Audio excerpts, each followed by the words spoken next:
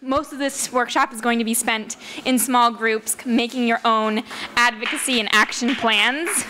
That's right, that's right. So this is all going to lead to real action and real change today. So I'll pass it off to Emma for a second.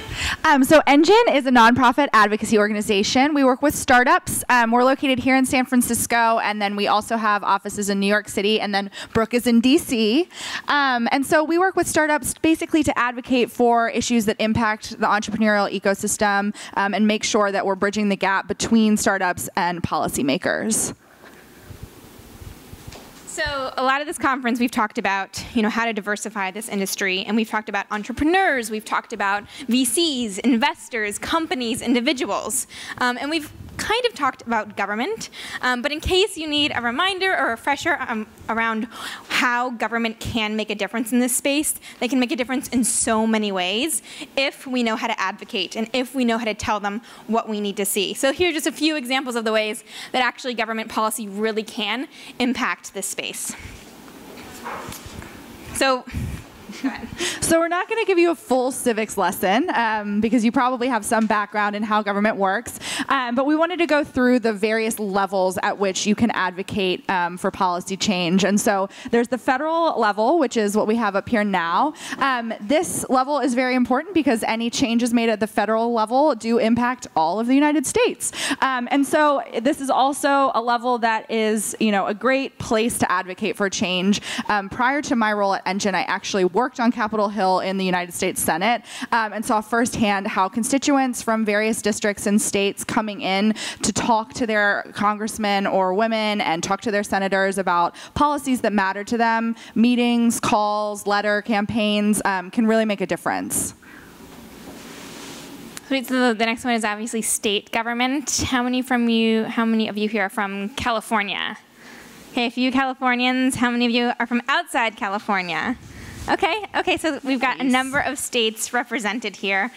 So state government might seem really boring and really bureaucratic, but it's actually incredibly important.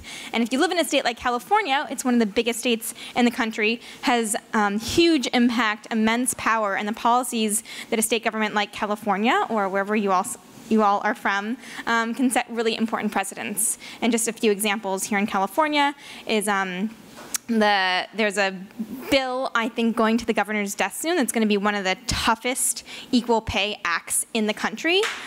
It's really exciting. Not to mention a number of other legislative issues that can really, I don't know what that is. That's a little terrifying.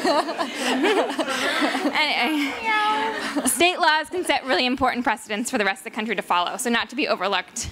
And lastly, local government too, another really important lever of policy advocacy. It's kind of probably the easiest level of access, talking to your mayor, your member on the board of supervisors, your local sheriff. It's really easy to talk to these people all the time. And here in San Francisco and really all across California, we're also lucky enough to have this ballot system where if you get enough voters to sign onto a proposal, you can make your city or your state vote on one of these proposals. A great example that I heard about yesterday was the city of Oakland last year passed a ballot initiative that was going to fund special after-school education programs for all Oakland public school students, and some of those programs focused on computer science and coding. So another level of government that actually can have a huge impact. Okay, I'm going to pass it off to Brooke, who's going to talk a little bit about what we're going to do today. All right. I hope you guys are as excited as you were in the policy panel earlier today, because we are really counting on you to use your enthusiasm and your interest in policy to make a difference. And we can make a lot of change just with the people in this room, and we want to make sure that you harness your power. So all of us have a lot of power. We may not necessarily be using it, but we should be, and we could be. And because we all care so much about diversity and inclusion, why don't we just start today, make a plan, figure out what we want to ask government to do, and let's just get it started. Let's do it.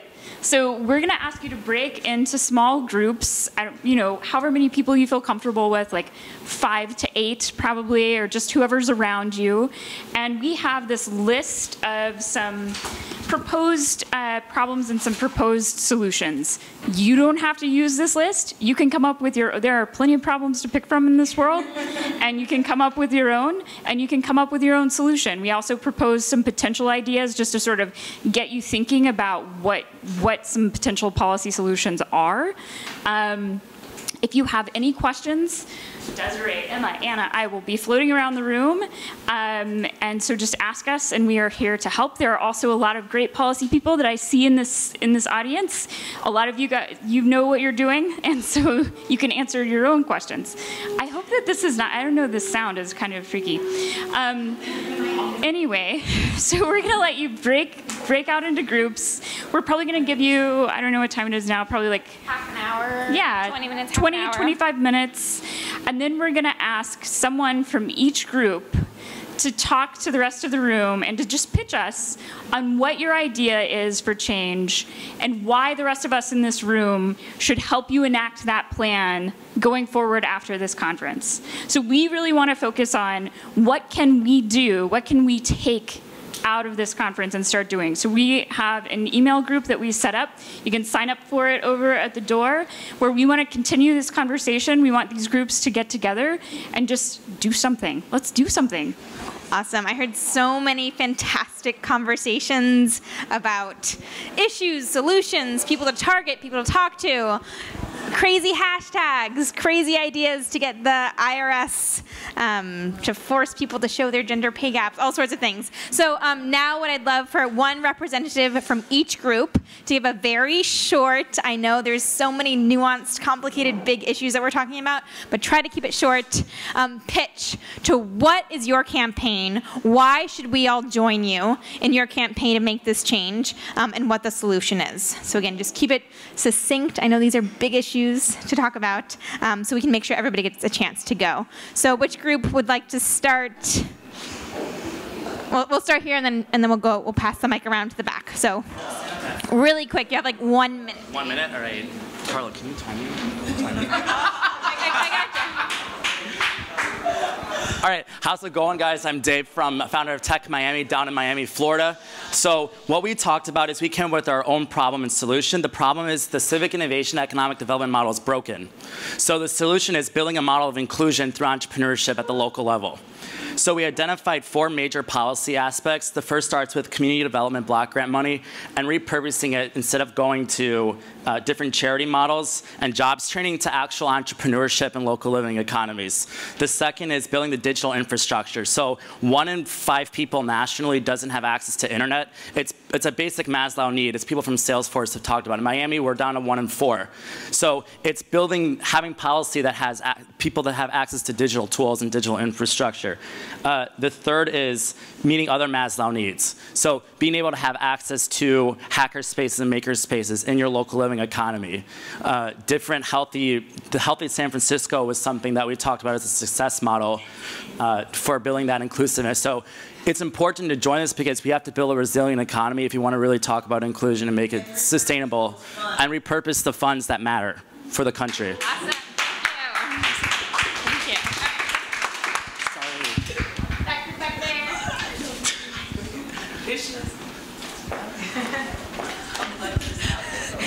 Hi. We had our own problem and solution as well. Our problem was building a diverse and inclusive talent pipeline from start to finish. And our action plan was as such. It was to stitch together a coalition unifying the education community in a certain environment, raising funds to help that coalition with their communication and unifying the message, then partner with local government agencies and private corporations to identify nonprofits and groups, local groups that are already doing it, because we feel like this pipeline starts at preschool and goes all the way to post-secondary, and we want to make sure that that we change the language about how we push this pipeline. And then the other piece was we want to be able to scale current efforts, right? So if we have these coalitions together, we don't want to reinvent the wheel. We want to go into places where they may be doing it really well at one stage of the pipeline and fund them to do it on a bigger scale and build the opportunity to look at where the gaps are and create more solutions. So that was our policy. Thank you.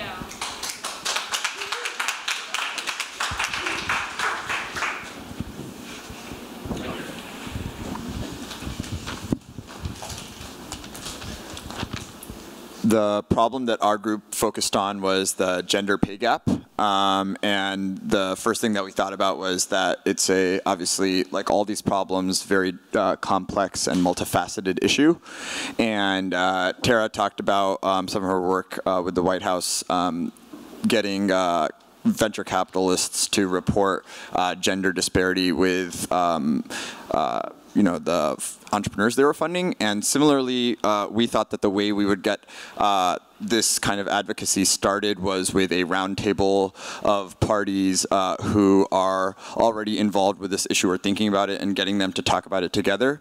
So some of the types of entities we thought we would have at a roundtable like this included the Department of Labor, the Lean In Foundation, the Clayman Institute, some academics who have studied gender disparity, and we were hoping that this roundtable would have a goal of establishing a data reporting structure, because part of the issue is just that salary ranges aren't reported, and there can often be issues we discussed with just what your starting salary is and whether you negotiated it. And so we hope that more transparency there would go a long way, and we hope that this roundtable would also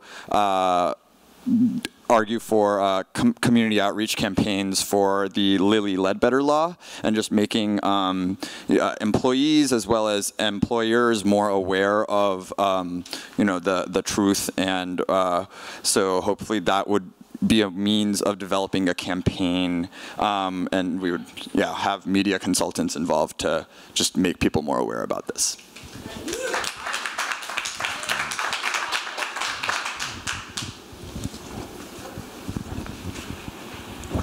So that was a perfect introduction. We also looked at the gender pay gap, and we wanted to break it down a little bit more, because the gender pay gap gets worse when you look at intersections. So when you factor in race, and when you factor in, gender identity, whether or not, because it doesn't usually fit into male or female, and so it gets much wider. So we have a couple things that we wanted to do. I think all of those ideas are great, so we'll do that and, this. So first was a social media campaign with the hashtag #StateYourPay, because we talked about how, you're not allowed to talk about your pay. Why not? They do it in other places, just not in America. So, and we want to recruit allies like Glassdoor and Angels List to get them to start tracking some of these salaries, see where the discrepancies are happening. We also want to push the IRS, because they have a lot of this information. They can be doing something about it.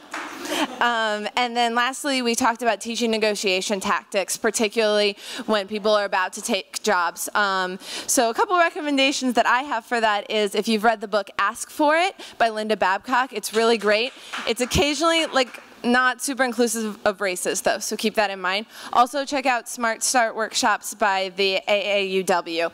That's really great. Someone take this.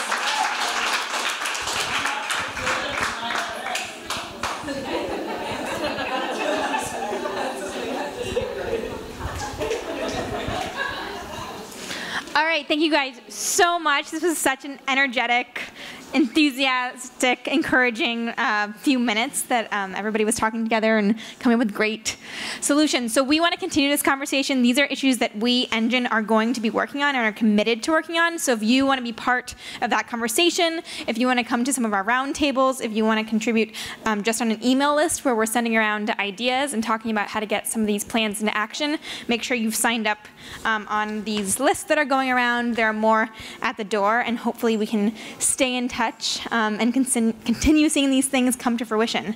So thank you. Oh yeah, and you can also check out great resources to get your advocacy plan into action on our website at engine.is/diversity. A lot of ideas there too. Thank you all so much. And we'll see you later this afternoon.